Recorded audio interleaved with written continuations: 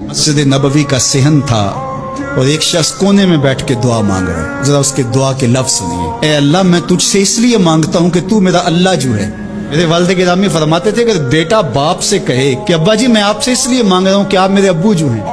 باپ کو اپنا وجود بیچ کے بھی دینا پڑا تو اس کی ڈیمانڈ پوری کرے گا. تو اس لفظ ہی ایسا کہہ دیا کہ ابو میں آپ سے اس لیے مانگ رہا ہوں کہ آپ میرے ابو جو ہیں, تو میں نے آپ سے ہی مانگنا. تو بندہ کیا کہہ رہا ہے؟ اللہ میں تجھ سے اس لیے مانگ رہا ہوں کہ تو میرا اللہ جو ہے. تیرے علاوہ کوئی ہے بھی تو نہیں, تو ایک ہی ہے, واحد ہے, اور کوئی ہے ہی نہیں جس در پہ جاؤں, کوئی دہلیز ہی نہیں ہے جہاں جھولی پھیلاؤں. تو بے نیاز ہے اور تجھے نہ کسی نے جنم دیا اور نہ تو نے کسی کو جنم دیا. مالک میں تیرے حضور دعا کر رہا ہوں. یہ وہ دعا کر رہا تھا کہ میرے حضور نے سن لی.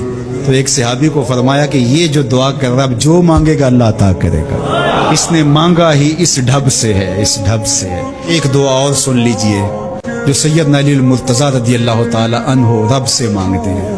اللہ اکبر, مجھے تو آج سارا دن اس دعا نے نحال کیے رکھا. یہ دعا مانگتے ہیں تو عجیب کیفیت ہوتی ہے. اے جلدی راضی ہو جانے والے, چھیتی مان جانے والے, اسے معاف کر